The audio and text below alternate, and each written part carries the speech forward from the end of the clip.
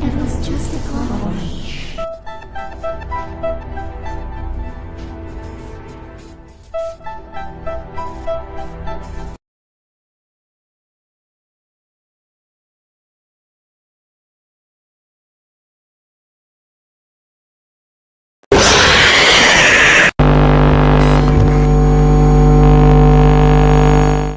Hey!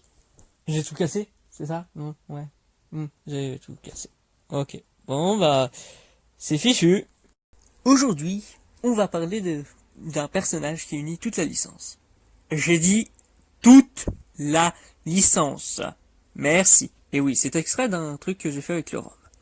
D'ailleurs, il y aura un dubdebate très bientôt, si je ne me trompe pas, qui sera fait avec le ROM.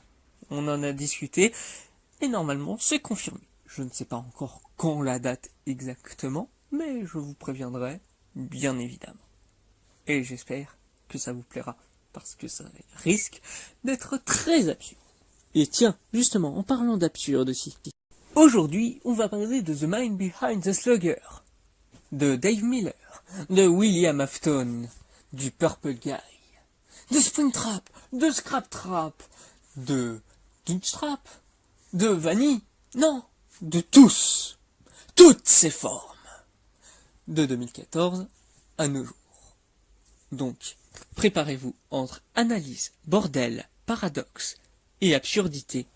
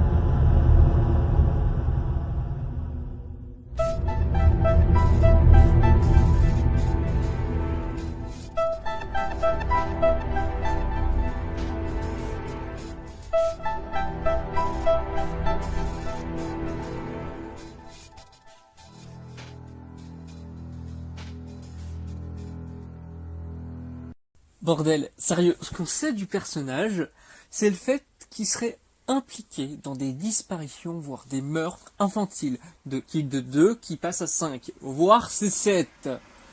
En plus, là, la personne accusée, il dit être enfermé.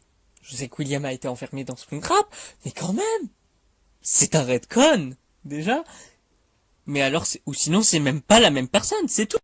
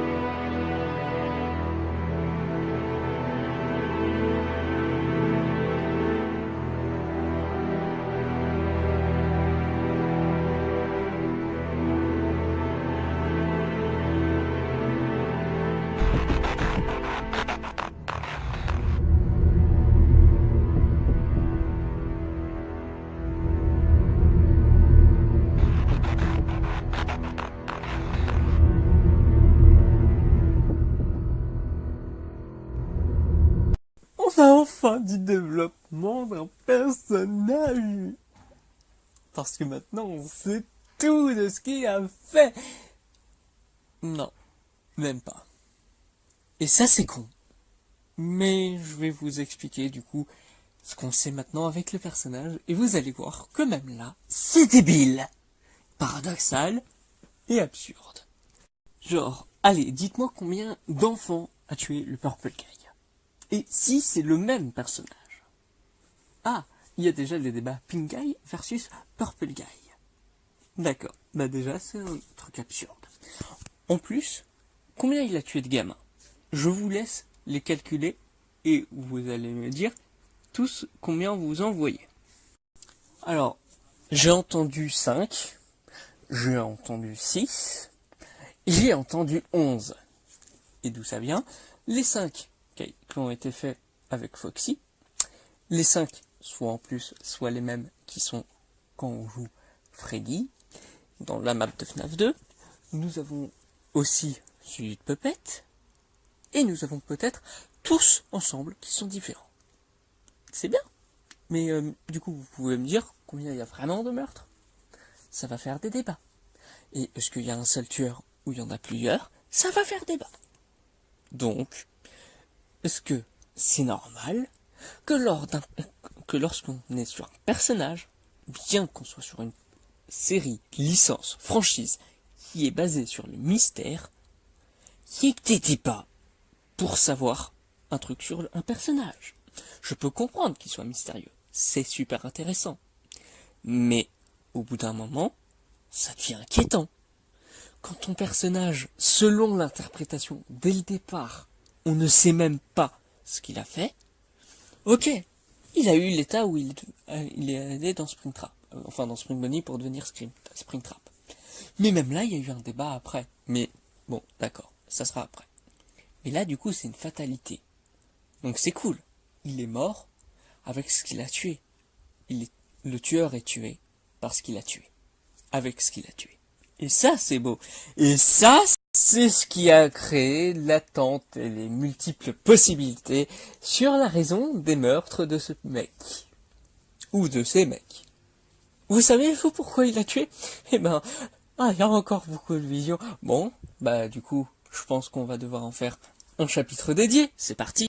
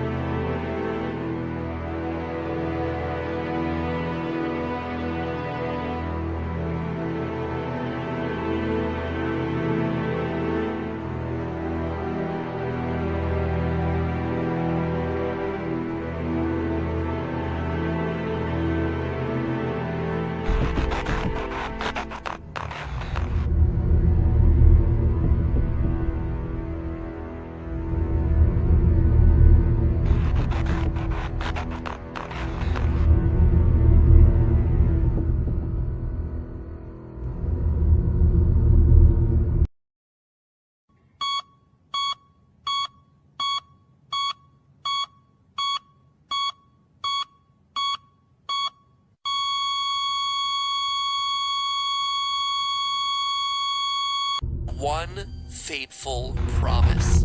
I will put you back together. We've analyzed this line a lot in past theories because it's not only the final lines of FNAF 4 and FNAF World, thereby making it super important to this franchise, but because it's also presented to us in a different color than Fredbear's yellow. Someone else is talking here, and now we can finally pinpoint who said it, and more importantly, why. It was Afton. I will put you back together. A promise to fix his son, a broken son, in the only way that he knows how, animatronics. Enter Sister Location in the Funtime animatronics, not built for entertainment or for being worn, but built to help Purple Guy save his son. Built for capture. Although no one has yet found how to unlock them in the game, if you dig through the Sister Location files, you find a set of blueprints for the various animatronics, outlining their size and special features. Not only are they enormous, topping 7 feet in some instances, certainly bigger than a small child, but they're also equipped with things like 360-degree tracking, parental voice mimicking, and storage tanks. Look closer at the wireframes and you see that the storage tank isn't quite empty. Yeah, that's a child in there, curled up in Fredbear's stomach, captured alive, ready to be experimented on. Because Purple Guy is no longer killing to satisfy himself, he's doing it to recover his son, to figure out the secret of fusing souls into animatronics. You heard me, Afton wants to unlock the mystery of giving gifts, giving life. Oh yes, j'en entends déjà crier comme ça, le fait qu'on a enfin une probable raison du meurtre des enfants fait par William Afton. Oui, parce que maintenant j'assume qu'on l'appelle William Afton à partir de FNAF 4, parce que c'est à partir de The Silver Eyes et plus Sister Location, je l'accorde, mais en fait FNAF 4 est un peu exclu de The Silver Eyes, donc, mais du coup, comme aussi il a pas tellement gros rôle dans FNAF 4, à part avec ses théories, c'est un mélange entre FNAF 4 et Sister Location. C'est un peu comme la deuxième concept théorie. Incroyable, hein. Et d'ailleurs, c'est même ce que j'ai mis la semaine dernière, si je dis pas de bêtises, le 23 octobre, pour faire un mélange entre le 23 juillet et le 7 octobre, pour FNAF 4 et Sister Location respectivement. Je divague, effectivement, parce que, en fait, c'est bien beau tout ça, mais je peux gâcher trop rapidement. Du coup, ça m'a bien servi de divaguer comme ça. Le contre-argument, c'est que, en fait, on a une probable raison des meurtres. Oui et non. Parce que oui, ça peut être ça si les meurtres sont après la morsure de 83. Par exemple, en 1985. Comme nous aiderait apparemment Into the Pit, qui instaure le voyage temporel, mais pas grave. Ouais, c'est du Remnant, c'est de l'agonie, c'est pas grave. Ça nous l'instaure de la manière dont les gens voudront en faire ce qu'ils veulent. Non, là, le truc, c'est que la contradiction, c'est que si les meurtres, comme un peu cité par MatPat, dans l'extrait que j'ai mis, et pour certaines personnes, pour expliquer la peur du Crying Child, se passent avant 83. Bah alors, on sait toujours pas pourquoi il a tué. Bon, bah du coup, go chapitre 4 alors. Mais avant, comme je fais des transitions géniales et magnifiques entre les chapitres, je suis en train de me demander, s'il tue les enfants pour, du coup, son gosse et tout, pour le remettre en vie et autres, même si j'ai contredit ça, est-ce qu'il a eu des conséquences à faire ça, jusqu'à maintenant?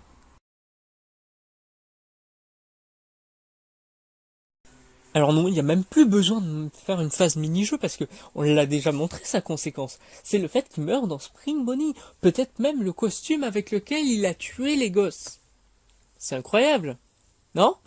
Non, je suis le seul. Ok. Non, mais du coup, là, le truc, c'est que maintenant, il y a eu un retcon, apparemment. Ses intentions, c'était d'être immortel. Non, parce que il était bien trop altruiste à ce niveau-là. Ce serait pas un antagoniste. Vous allez voir que, au final, ça sera encore plus absurde après. Non, parce que, maintenant que j'y repense, il meurt dans Spring Bonnie. On est bien d'accord. Ensuite, il devient Springtrap. Ensuite, il devient Scraptrap. Ensuite, il va dans un enfer personnel. et ensuite il deviendrait probablement Glitchtrap, et ensuite il serait probablement dans le cerveau de Vanny. Donc, jusqu'à maintenant, il est toujours là. He always come back, he always does. Donc, on est en train de me dire que ce qui était censé être sa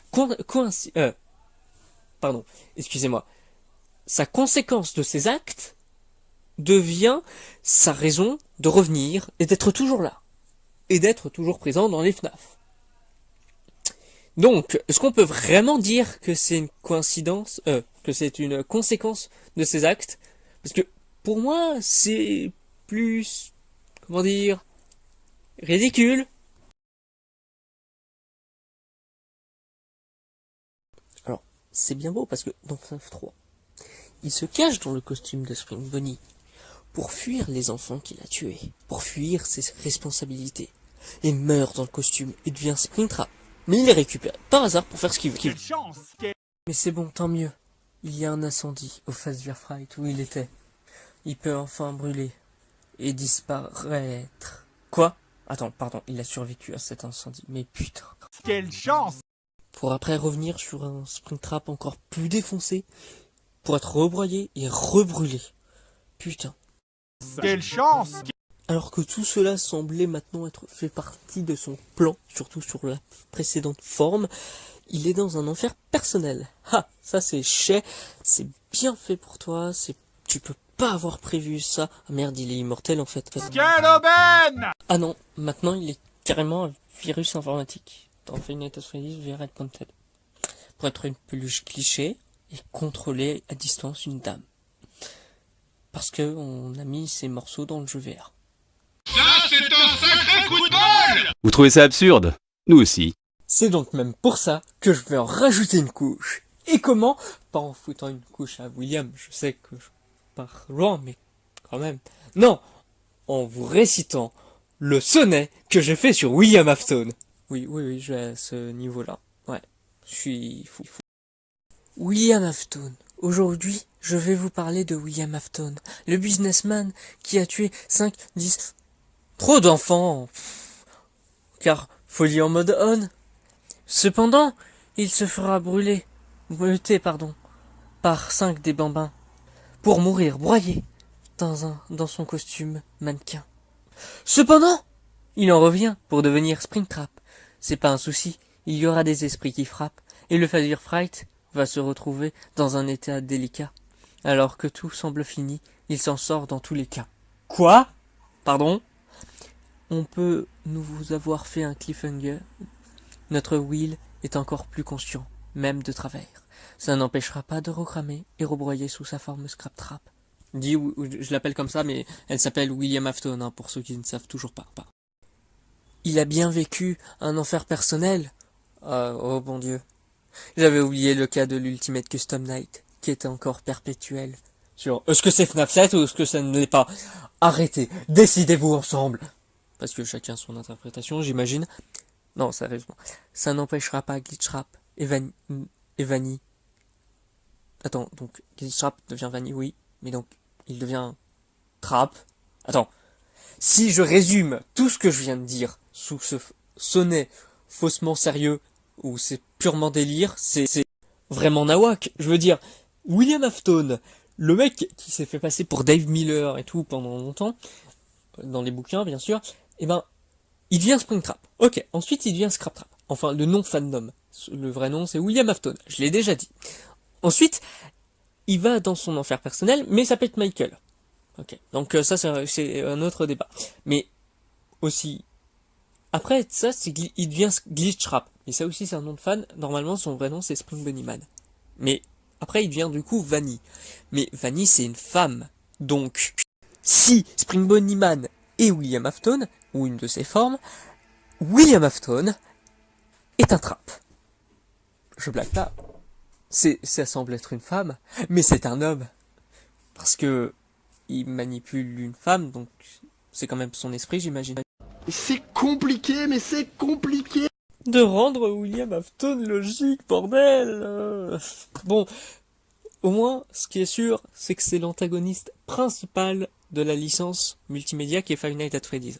On est d'accord sur ce point-là. Parce que il fait quand même des trucs de méchant. Mais... attends, non. Je viens de me souvenir d'un truc médiatique. Si on donne toujours raison à un personnage, c'est souvent quand c'est le protagoniste. Attends. On va chercher la définition.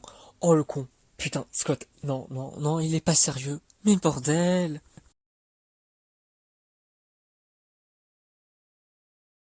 En gros, pour ceux qui n'ont pas compris, je vais vous résumer très vite fait ce que je veux dire avec tous ces éléments. Parce que, avec le lore actuel, c'est possible, et c'est le cas. Je l'affirme. De toute ma puissance. Je rigole, hein, pas toute ma puissance, mais regardez. Personne qui joue le premier rôle dans une affaire. Bah, Glitchtrap, c'est ce qu'il fait dans la dernière affaire de Phasya Entertainment. C'est-à-dire redorer leur blason. Et Glitchtrap, s'il est William Afton, voilà. Ça paraît n'importe quoi. Je pourrais remettre le « vous trouvez ça absurde ?» Nous aussi. Mais en fait, là c'est encore pire, parce que celui qui était survendu comme l'antagoniste secret de la licence depuis tout ce temps, maintenant devient son protagoniste. Ça n'a aucun sens. Surtout que j'utilise les mots de la traduction, certes de Google, et pour certains c'est pas vraiment la bonne traduction qu'il faudrait donner. Faudrait que je trouve ça dans un dictionnaire, mais voilà, j'ai vraiment fait un truc assez vite, mais qui est correct pour la plupart des gens. Mais là, avec ces mots-là, je rends William Afton protagoniste de la licence. Ça peut aller encore plus loin. Parce que, pour ceux qui se souviennent, dans ce que j'ai abordé dans le Concept Theories 4, qui est sorti aussi la semaine dernière, avec Concept Theories 2 au complet, bah, en fait, je peux partir encore beaucoup plus loin. Et c'est n'importe quoi. En gros, je vous explique. Je fais que, dans cette théorie, qui me rend ça tout à fait possible, eh ben, Five Nights at Freddy's 1, Five Nights at Freddy's 2, 3, 4, FNAF World, à la limite, Sister Vacation, Freddy Fazbear's Pizzeria Simulator et l'Ultimate Custom Night sont des jeux dans le lore. Ok? Donc, tout ce qu'on a là-bas ne peut être faux. Parce que ça a été fait par un développeur indépendant, lunatique. Donc je parlerai, je pense. Vous allez comprendre quand... pas dans cette vidéo, mais en temps voulu. Bah, là où je veux en venir, c'est que si tout ça est menti, imaginons, je peux faire que dans la vérité vraie de FNAF, sans ces jeux, et ben, dans tous les jeux, c'était William Afton qui était dedans. Tous! Et déjà que dans l'Ultimate Custom Night, c'est une des plus grandes propositions.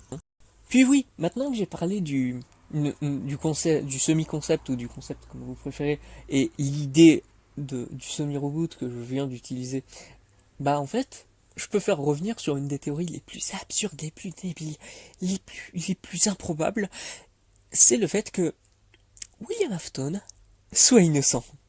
Et donc, comme je suis gentil, je vais en faire un chapitre dédié. Je tiens d'abord à préciser que ce chapitre, et du coup même cette vidéo, était un peu préparée avant qu'il y ait eu le Covid Bact et avant ce qui est arrivé à Tristan. Oui, je me suis remis très rapidement de son décès. Je suis encore un peu sous le choc, mais je le montre beaucoup moins que la semaine dernière. Parce que, oui, du coup, cette vidéo a été faite peu de temps après, hein, mais pour vous, c'est juste la semaine d'après, si je ne me trompe pas. Et du coup, ce que je voulais dire, c'est quand même que il avait fait une vidéo, même si sa vidéo sera plus vue que la mienne, je vous la conseille. Là où je veux en venir, c'est que c'est qu'un chapitre de ma vidéo. Lui, c'est une vidéo dédiée. Je sais pas si ça sera le même temps, lui c'est à peu près 5 minutes, mais en tout cas, voilà. Bon visionnage de vidéo. D'ailleurs, également, du coup, pour cette rétrospective de William Afton serait innocent, je vais faire ce que j'ai fait depuis le début de la vidéo, je vais faire de jeu à jeu. Vraiment pour être franc. Donc, si ça vous gêne, vraiment que je répète tout, j'en suis vraiment navré. Et aussi pour ceux qui préféreraient juste voir la vidéo de Tristan, paix à son âme, à feu Tristan du coup, elle est avec du montage, mais il fait à peu près la même gestion avec jeu par jeu. En tout cas, William Afton, l'innocent ou le bouc émissaire. C'est bien gentil de dire que William Afton est le protagoniste de Five Nights at Freddy's, ce que je vous ai montré jusque maintenant. Mais souvent, on attribue cela à un gentil. Là, William Afton est très méchant. Et en plus, je préviens qu'on peut en faire quand même un anti-héros. Ça existe, hein. Vous connaissez pas? Ah, j'en suis navré. Hein. Mais voilà. Bon. Déjà, je peux sortir que c'est un anti-héros. Voilà. Mais on peut carrément faire de lui un gentil, voire une victime. Que dis-je? Une victime d'une entreprise qui ne fait que jouer avec le feu. On va faire comme jusqu'à maintenant. On va décrire petit à petit. Média après média. Oui, aussi. Je suis désolé pour ceux que ça gêne, le fait que j'ai l'air d'avoir deux tons, c'est que je suis en train de dire un texte que j'avais déjà fait, parce que c'était voulu de faire une théorie à la Godgood sur ça, mais justement, Tristan a été plus rapide. Encore feu Tristan, pardon, paix à son âme. Mais voilà, et je me répète beaucoup sur lui, ça m'a quand même pas mal marqué le fait que je le vois, il est dans mon bunker, et juste après, il va faire une autre mission que lui a donné un des superviseurs. Je crois qu'on m'a dit qu'il y en avait eu 2 pendant ce coup-là, et qui s'est fait tuer parce que ça a trop rushé. Donc je l'ai vu, j'ai tourné avec lui juste avant sa mort. Donc quand vous avez vu la vidéo, quand je l'ai publiée, enfin oui, parce que j'ai fait la vidéo Dumb Debate 1 avec lui pour voir si la connexion était plus viable, comme précédemment avec la vidéo juste avant. Donc vous étonnez pas si les sons n'étaient pas vraiment parfaits. En tout cas, je vous gêne plus, je recommence à lire. Five Nights at Freddy's, comme dit, on nous parle d'un homme. Une preuve que c'est lui, parce que sincèrement, quand je vous ai montré le passage avec FNAF 1, il n'était rien. William Afton n'existait pas. Enfin, le concept du personnage de William Afton n'existait pas. Donc, est-ce qu'on peut avoir une vraie preuve que c'est lui? Ensuite, avec le 2, on a le débat de Pink Guy versus Purple Guy, que j'ai un poil décis au début. Donc ici, pourquoi pas l'un serait notre William, sachant qu'il ne se passe, voire aucun d'entre eux. N'oublions pas la théorie que le violet soit la couleur des deux tenues des employés de Freddy Entertainment. Cela fait en fait que, on sait pas, c'est un Purple Guy, mais est-ce que ça dit que c'est notre Purple Guy, celui qu'on a donné étant le meurtrier? Là où je veux venir encore pire, c'est le fait qu'on peut lui avoir fait passer le chapeau sur ça.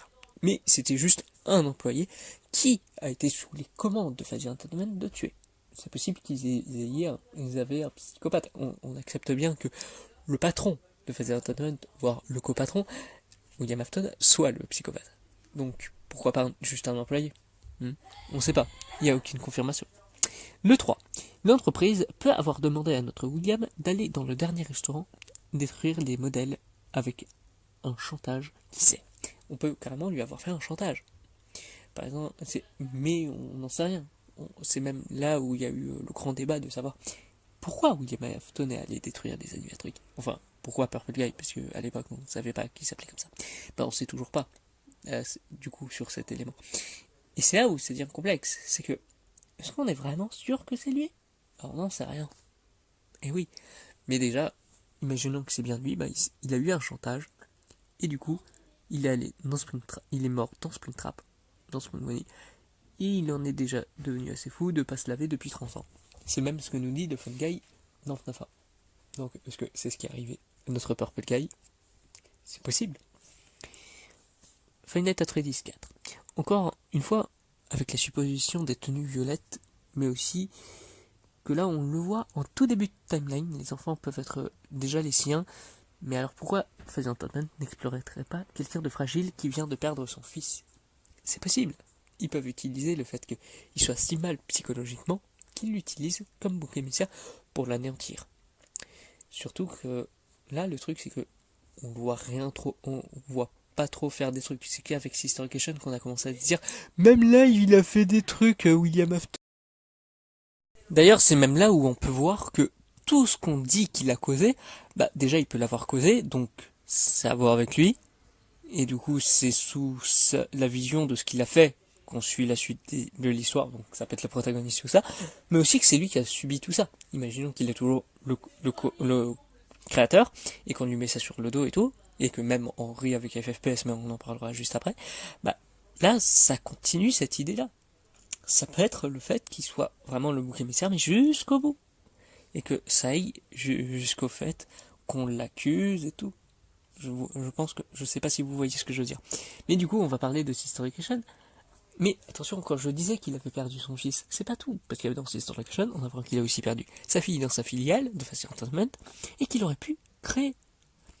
Enfin, même, on rappelle qu'ici, par contre, il les aurait fait seul. Mais à la fois, la théorie du fait de pourquoi il aurait fait ça, alors oui, là je viens d'avouer qu'il peut les avoir, à moins que c'est une filiale de Faster Entertainment, à plus gérer à l'instar, peut-être que des meurtres peuvent avoir fait les fun time. Qui puisait, c'est peut-être eux qui ont envoyé Michael là-bas pour, à son tour, s'en occuper. Et du coup, là, le truc, c'est qu'ils ont appelé ça Afton Robotics pour lui mettre ça sur le dos. Et peut-être qu'ils savaient même pas, hein, cette filiale. Et qu'ils ont envoyé son fils, parce que soit ils pensaient que c'était lui, soit... Bon, après, d'accord, il est allé dans Springtrap. Je parle de William, hein, pas de Michael. Tristan se retournerait dans sa tombe. Mais non, mais du coup, c'est ça l'idée. Et ensuite, en Freddy Fazbear Pizza Simulator, coup de théâtre, Henry a aidé William à les créer. Au final, donc, au lieu de mettre les opinions meurtrières à ce dernier, pourquoi pas Henry Emily? Henry Emily, c'est son nom de famille, ça a été confirmé avec The Force Closet, et c'est tout. Peut pas l'avoir. Pourquoi ce dernier ne peut pas l'avoir fait? William sous la forme de Scraptrap, pardon. William Afton dit Scraptrap. Bah, du coup, ce dernier a encore plus perdu la boule, et c'est de sa famille. Mais en plus, qui voit, pardon. Et d'ailleurs, Henry peut avoir voulu détruire cette famille pour faire enflammer toute preuve. Et même détruire William Afton. Le tuer. Peut-être que même cette phrase, je reviens toujours, il l'a toujours fait, c'est justement pour toujours revenir par rapport à ce qu'on lui a fait, par rapport à cette injustice.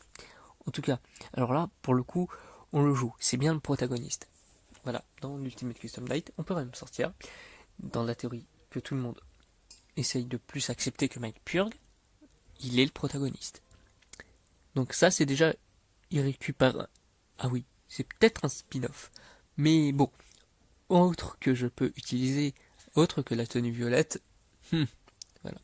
Ah oui, c'est bon, Old Man Consequence dit comme Henry, pendant un temps, bien pourquoi ne lui jeterait pas les foot? Hein, on sait pas. Ensuite, El Pointed. Déjà que c'est l'opus qui donne le plus de cran à la théorie, avec car ce Miroboot dont j'ai déjà parlé. Après, là-dedans, on voit bien que Glitchtrap peut avoir ou pas une secte qui veut le faire revenir. Peut-être, car c'est le seul qui les tient en tête à Fazbear Entertainment. Ce que je veux dire, c'est que dans les codes de Special Delivery, ce qu'on verra juste après, bah en fait, il y a un truc qui dit où William est beaucoup mis en avant en fait. C'est peut-être justement des employés qui prennent tête à William Afton parce qu'ils savent la vérité par rapport à tout ce qu'a fait Fazbear Entertainment, par rapport à leur négationnisme profond et tout. Et d'ailleurs, étant clairement le protagoniste de cet opus, le fait qu'il soit vanille plus tard, si on considère que c'est Glitchtrap et William Afton, peut-on dire que l'entreprise à l'ours brun est l'antagoniste? Puisque si on considère, comme j'avais montré que Glitchtrap peut être le protagoniste, bah Fazbear Entertainment est l'antagoniste, vu que ils essayent d'empêcher ce dont on veut faire le protagoniste. Donc techniquement, et puis maintenant, ils sont vus comme des monstres par Type Girl, ou leurs actions comme du négationnisme profond, comme je l'avais dit. De plus, ils ont maintenant possiblement créé, en termes de caractère vidéoludique, Five Nights at Freddy's 1 à Ultimate Custom Night. Des mensonges sur un homme qui n'avait rien fait depuis le début pour devenir fou pour son innocence. Est-ce que vous avez une idée? Dans Special Delivery, il n'y a aucune mention de William Afton, à part sous sa forme vanille. Mais, sinon, on peut avoir aussi vu Springtrap, peut-être Scraptrap, comme les autres animatroniques, les électrocutés et tout. Je suis parti beaucoup trop loin avec le fait de carrément dire que William Afton était innocent. Mais avec le semi-reboot, en fait, je sais pas si vous avez vu la vidéo Concept Theories 4, mais je peux partir le plus loin que je veux. Je peux faire dire ce que je veux, à qui je veux, etc., etc. Et donc, William Afton est tout. William Afton, s'il est tout, William Afton est rien. Donc, retour à la case départ et chapitre 8.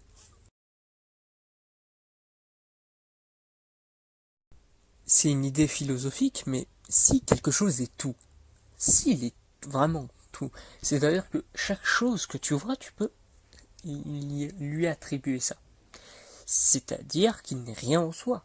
Le concept de la chose, comme c'est une totalité, bah en fait, il n'y a rien à en tirer. Donc ce n'est rien. Et donc, William Afton est un concept qui n'existe plus. Ça ne sert plus. Je ne dis pas au sens scénaristique de l'histoire de FNAF. Il peut toujours servir. Il est l'antagoniste principal, c'est lui qui cause tous les soucis. On voit sa vision. Merde, tu es encore en train de donner l'idée que c'est un protagoniste. Non. Ce que je veux dire en fait, c'est que avec cette idée, c'est que le concept de William Afton de 2014 à nos jours, au 31 octobre, où je fais cette vidéo, où vous voyez cette vidéo plutôt, avant qu'il y ait eu un changement depuis que j'ai fini de tourner cette vidéo, bah William Afton est un concept qui ne fait toujours rien. Je ne blague pas. Je ne vais pas parler juste de la répétition de ce qu'a fait Scott sur ce concept, mais vraiment, William Afton n'est rien. Vu qu'il est tout, il n'est rien. C'est comme dans FNAF 1, quand on voyait un truc, on se disait « Ah, c'est peut-être le tueur qui a fait ça. » Bah, il est peut-être partout le tueur. C'est peut-être le protagoniste. Je blague pas, hein, c'est une vraie théorie. J'en avais même parlé dans ma théorie à la Goddude sur ça. Mais du coup, le truc, c'est que William Afton, au final, depuis FNAF 1, depuis le tout premier opus, il n'a pas changé. Il ne sert toujours à rien. Et ce qui est encore pire, c'est que Scott a voulu le développer. Il lui a donné une famille, il lui a donné peut-être des intentions. Tu peux l'avoir développé autant que tu veux. Il l'a faussement ultra développé. Il l'a tellement développé qu'il ne l'a pas développé. Parce que, en lui développant tout ça, bah en fait, ce développement ne sert à rien. Et ça, c'est con. Ça, c'est le fait que le personnage de William Afton ne sert à rien. Je veux dire que c'est possible que Scott ne fasse plus de retcon et tout à partir de Help Wanted. Mais ce qu'on sait, c'est qu'il y a eu le semi-reboot. C'était trop reboot tout ce qu'on a vu avant. Donc ce développement n'a servi à rien. Et maintenant, peut-être qu'il va plus le développer, mais encore une fois, on ne sait pas si Spring Bonnie Man, c'est lui. Mais encore une fois, si c'est lui, il y aura un moyen de faire qu'il sert à rien. C'est même un running gag. On dirait que William Afton est un personnage de dessin animé de Tex Avery. Il crève, oh c'est trop drôle, il revient. Tu sais pas comment, tu sais pas pourquoi, mais il revient. Il revient toujours. Et même dans les médias que sont des livres. Chapitre 9. Je tiens à préciser que cela n'est en aucun cas un chapitre qui était originellement prévu. Parce que, en fait, pour ceux qui avaient remarqué, en fait, le chapitre 1 au chapitre 8, en fait, ils se répondent, comme l'introduction et la conclusion que je fais à chaque fois. Et du coup, en fait, là, le truc, c'est que c'était voulu de montrer que le concept de William Afton n'a jamais évolué. C'est vraiment absolument prévu, du coup, je me suis dit au début, non, je peux pas faire de chapitre 9, j'aimerais aller parler des livres, mais en fait, non. En fait, le pire, c'est que c'est un fond noir. Non, je sais que c'est rigolo, mais en fait, pour ceux qui n'avaient pas compris, en fait, le fond noir, c'est pour vous oppresser sur le fait que je ferai peut-être un jumpscare. Maintenant, vous savez bien trop tard dans la vidéo, puisqu'elle sera bientôt finie, bah, il y aura peut-être un jumpscare. Autre que celui que j'ai foutu à la fin du sketch d'ouverture, bien évidemment. En tout cas, le truc que j'avais à dire, c'est William Afton dans les livres. J'ai réussi à trouver un contexte pour faire un bon cycle. C'est le fait que dans ces apparitions dans les livres, eh ben, il est à peu près pareil que dans les jeux au niveau du concept que j'ai attribué jusqu'à maintenant. Dans The Silver Eyes, il est Dave Miller, et il se révèle être William Afton. Oui, c'est un coup de théâtre beaucoup trop utilisé dans le genre horrifique en général, quel que soit le média, mais c'était pas mal franchement. ça m'a étonné et ça a fait permis, justement, comme je l'avais dit bien plus tôt, le nom en lui-même de William Afton, ce qui a été complètement foiré dans la version The Graphic Novel. Vraiment, ce livre, si vous voulez l'acheter, c'est plus pour vous fendre la poire sur le livre horrifique qui est The Silver Eyes à la base. Non, vraiment, je vous assure que là, oh, c'est un truc pour les ados, attention, ou les jeunes adultes, c'est vraiment un truc horrifique. Bah là, c'est pour un truc pour enfants. Je ne parle pas juste du style de dessin. Chaque action, on dirait que c'est un truc d'enfant. Mais en tout cas, là, il n'y a pas plus trop la révélation de William Afton. Donc vraiment, si vous voulez tout ce que je dis, souvent, n'essayez pas de regarder la graphic novel. J'ai très peur pour celui de The Twisted Ones. Ça va être très bordélique. Tiens, bah comme FNAF, en tout cas. Le truc, c'est que, avec cette idée, c'est que cette révélation marche. Vraiment, je veux pas dire qu'il est rien en soi, parce que, même là, parce que, comme je l'ai dit, c'est quasiment un cliché horrifique. Donc, il est pas très original, mais au moins, c'est le personnage qu'on connaît, donc, ça va. Ensuite, dans The Twisted Ones, il devient Springtrap. Mais vraiment, il supprime l'idée qu'il est William Afton ou Dave Miller. Il est Springtrap. Ce qui fera une bonne référence qu'utilisera Feu Tristan, dans notre vidéo d'Ultimate 1. Mais voilà. Et aussi, bah, du coup, il supprime, il retire, il n'est plus rien. Le William Afton n'est plus rien. Bon, ok, c'est très joué sur les mots, mais voilà. Ensuite, il y a son retour dans The Force Closet. Là, il assume qu'il est William Afton. Ce qui est assez paradoxal. Bon, c'est FNAF, hein. Mais du coup, il reconnaît pas mal de trucs. Mais encore une fois, je vais pas dire que c'est pas le William Afton qu'on connaît, et du coup il est rien, parce que. Mais il est comme dans la saga vidéoludique, il est tout. Il est presque tout, derrière tout, encore une fois. Pas juste the man behind the saga. Mais ça veut dire qu'il est encore rien, philosophiquement, quoi. Mais encore pire, bah en fait, c'est que il est rien en soi, parce que sa suite spirituelle serait dans un dernier truc du canon, enfin du semi-canon actuel, dans les Fazer Fright, dans Five Nights at Freddy's Fazer Fright 5, Bonnie Call, le dernier sorti jusqu'à maintenant, à cause du Covid Pact, bien sûr. Et ben, qu'est-ce qu'on entend, qu'est-ce qu'on voit dans The Man, pas The Man Behind the Slugger, mais The Man in the Room 1248. Oui, je suis très mal en prononciation anglaise des chiffres, donc laissez tomber. Bah, il est plus dans de l'agonie. Il va crever. Alors oui, il meurt pour la première fois. Non, c'est même là où ça devient con. Je vais même en parler dans la conclusion, vous allez comprendre. Mais en fait, c'est pas juste ça le souci. C'est vraiment le fait que il est relié à une nouvelle parmi tant d'autres.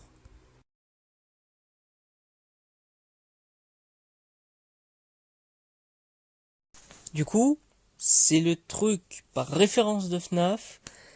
Il est censé être derrière toutes les choses, mais au final, il n'est pas le protagoniste, il n'est pas l'antagoniste. Ah oui, pour conclure, voilà, ça plaît aux gens.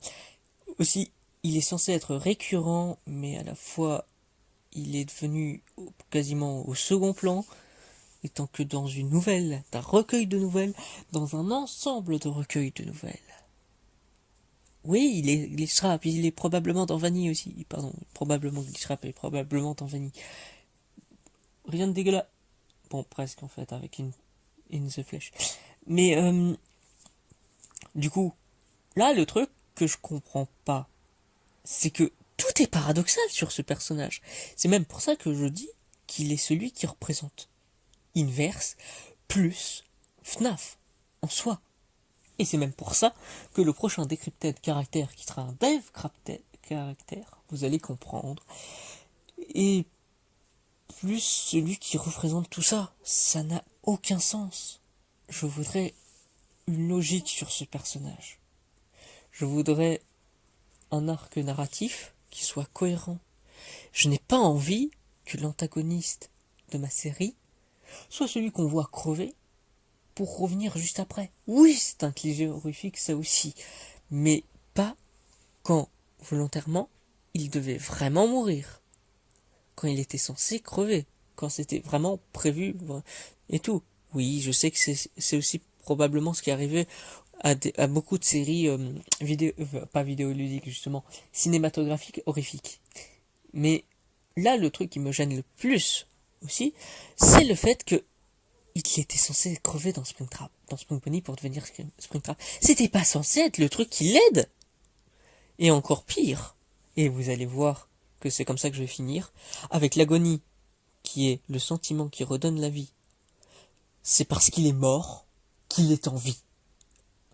Essayez de me trouver un sens avec ça. Vous me trouverez probablement un sens avec William. Le pire, c'est que j'ai déjà une idée. Bye bye tout le monde et joyeux Halloween.